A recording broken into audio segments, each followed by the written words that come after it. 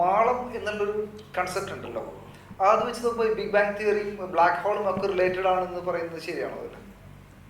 അതിന് വന്നിട്ടുള്ള ഒരു ശാസ്ത്രീയ നിരീക്ഷണം എന്താണെന്ന് വെച്ചാൽ, ഈ അടുത്താണ് സ്റ്റീഫൻ ഹോക്കിങ്സ് പോലെ ആളുകൾ പറഞ്ഞത്, ഈ പ്രപഞ്ചത്തിൻ്റെ കേന്ദ്രത്തിൽ ഒരു ചക്രവർത്തി കസേരയിലെ ഒരു ദൈവം ഇരിക്കുകയല്ല, അല്ലെങ്കിൽ ഈ ഇതിന് നടുക്കിലൊരു പാമ്പ്, 1000 തലയുള്ള പാമ്പ് ഇങ്ങനെ ചുരുട്ടി കൂടി കിടന്ന് ഒരു പാലാഴിയോ അതിൻ്റെ മുകളിൽ ഒരു ദൈവം മലന്നടിച്ച് കിടക്കുകയോ അല്ല, നടുക്കിലൊരു സ്വർഗവുമല്ല, ഒരു പൂന്തോട്ടമല്ല, വെള്ളച്ചാട്ടമല്ല, അവിടെ കാണുന്നത് ഒരു കറുപ്പാണ്. കറുപ്പ് എന്താണ്? വെളിച്ചമടിച്ചാൽ പോലും കാണുന്നില്ല. കാരണം വെളിച്ചത്തെ പോലും അകത്തേക്ക് വിട്ടാൽ പുറത്തേക്ക് വിടാത്ത അത്രയും വലിയ ആഗിരണം ചെയ്യുന്ന ഒരു തമോഗർത്തമാണ് ഈ പ്രപഞ്ചത്തിന്റെ കേന്ദ്രമായിട്ട് പറയുന്നത്. ഈ തമോഗർത്തം, ഈ ബിഗ് ബാങ് ഉണ്ടായ ആ സ്ഥലം തമോഗർത്തമായി മാറുകയായിരുന്നു. ഇതാണ് കേന്ദ്രീയം.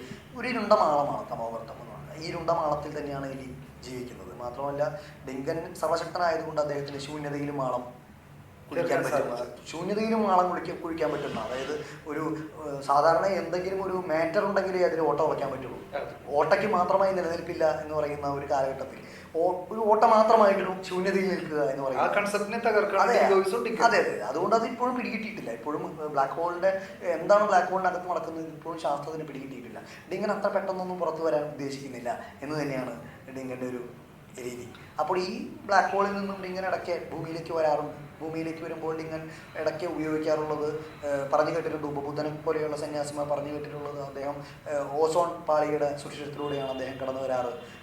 അദ്ദേഹം ഈ ധ്രുവപ്രദേശങ്ങളിലേക്കാണ് ആദ്യം പോവാറ്. കാരണം കോസ്മിക് തരംഗങ്ങളിലൂടെ അദ്ദേഹം സഞ്ചരിക്കുകയും അദ്ദേഹത്തിൻ്റെ ശരീരം വളരെ ചൂട് പിടിക്കുകയും ചെയ്യുകയും ഈ സുഷിരത്തിലൂടെ വരുമ്പോഴേക്കും ഈ ധ്രുവപ്രദേശ തണുപ്പ് കൊള്ളാൻ വേണ്ടി, കാരണം ഇദ്ദേഹം രൂപം എടുത്തു എന്നുള്ളത് കൊണ്ടാണ്. ഈ രൂപം എടുക്കുന്നതിന് മുമ്പ് ഇതൊന്നും ഇല്ലായിരുന്നു.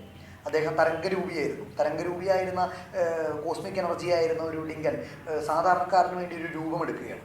കാരണം സാധാരണക്കാരന് ഒരു രൂപമില്ലാത്ത ദൈവത്തെ ആരാധിക്കാനുള്ള ശേഷി കുറവാണ്.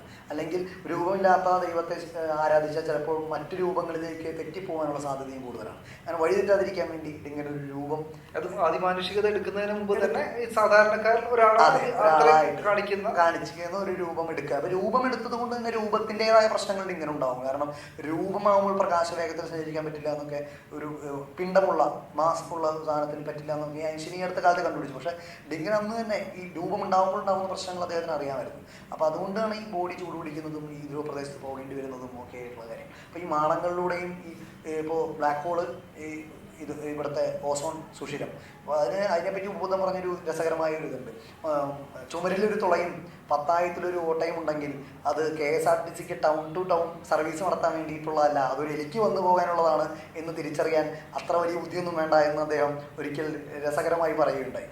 അപ്പോൾ അത് എലി തന്നെയാണ് വന്നു പോകുന്നതെന്ന് നമുക്ക് തന്നെ വ്യക്തമാണ്.